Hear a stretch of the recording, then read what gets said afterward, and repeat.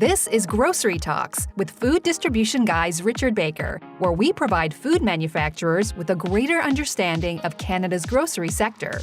And now, here's our host, Richard Baker.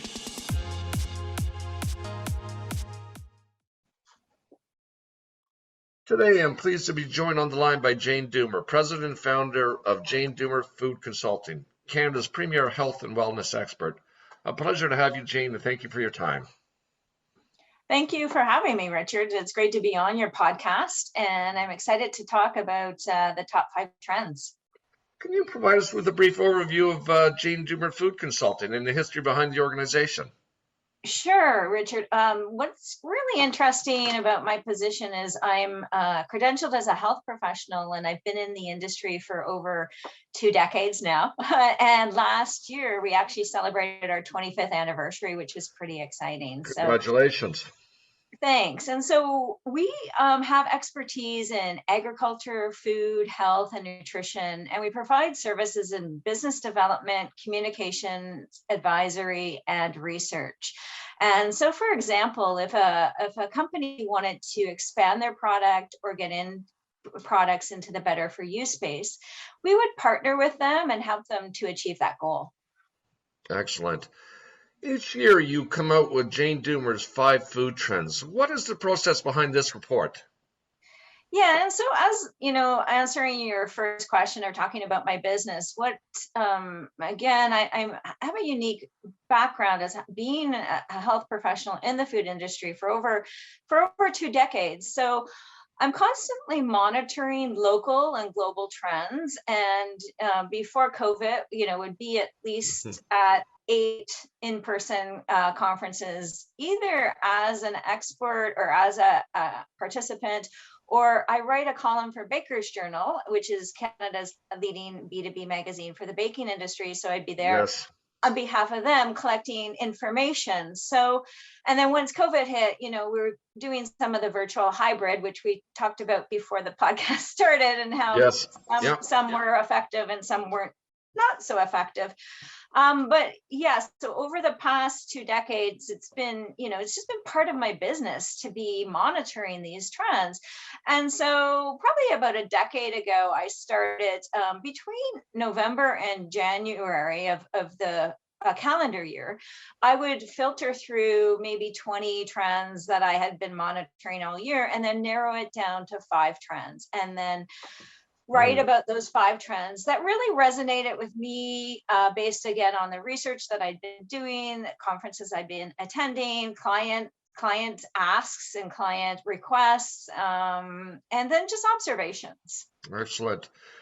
So an excellent article, by the way, and I had the opportunity to read your trend report, and the 2 that really stood out to me were experience and celebrate, and proactive health and wellness. So you just, give us a brief, overview of those 2. Yeah, so experience and celebrate. And, we have been in a situation in the past, going on 3 years. We're going on 3 years of a global pandemic, and most of us in the workforce have not, all of us in the workforce have not endured something exactly like this. And so people are just really ready to celebrate, to experience fun, right? Yeah, so fun? Fun. I can't say I can maybe count on one hand the fun times I've had since March 2020. So when it comes to food has been our entertainment over the past 2.5, 3 years. And so now, we're looking at dessert boards. So there used to be like appetizer charcuterie boards, and now we're looking at dessert boards. We're looking at celebration for birthdays, and can we not blow out the candles? Can we blow out the candles? So just let's get the birthday cake and put a lot of confetti on it.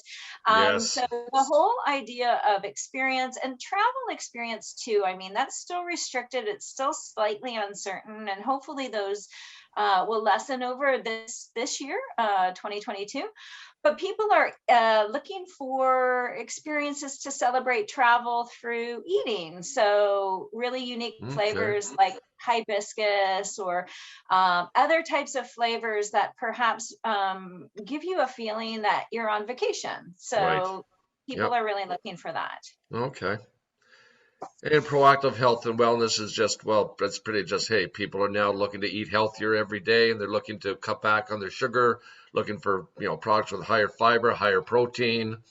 That's correct. And so what COVID has brought to mind for so many people is their health status. And so, we'd hear about outcomes about certain population that they had worse outcomes than other population. And so people are saying, how can I support my health? How can I be proactive with my health?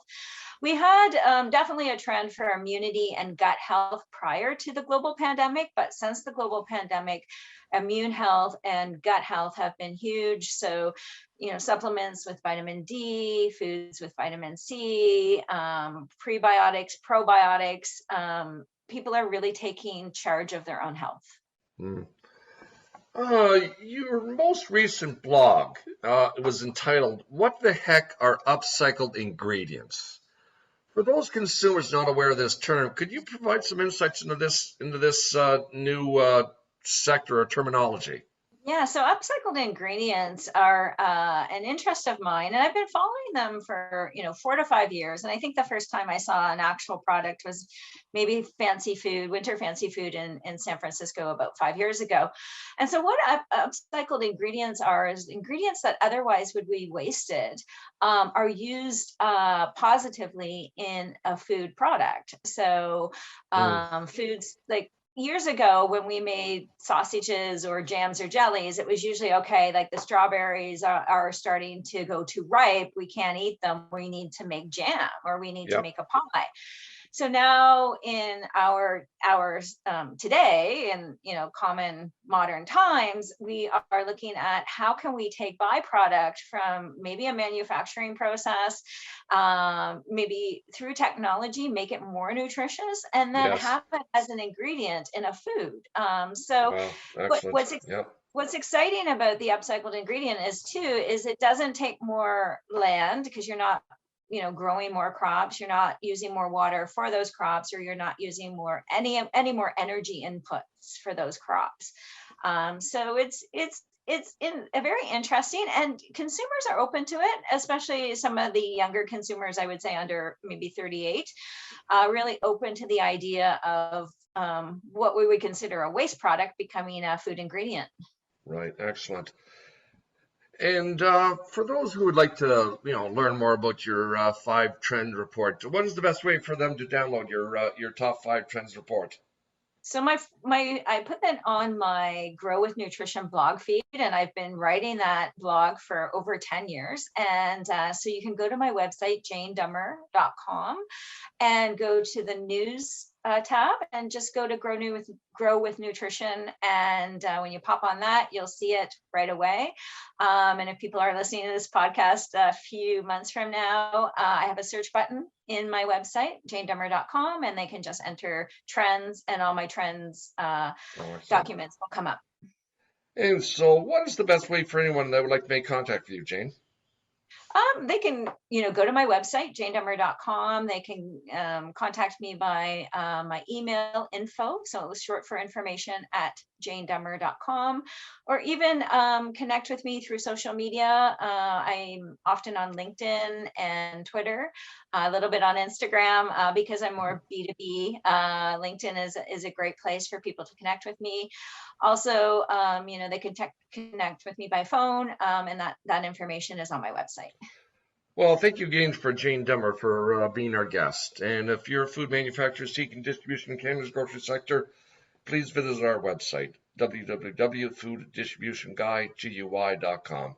Thanks again for your time, Jane. My pleasure, Richard. Take care. Thank you. Bye-bye. Bye.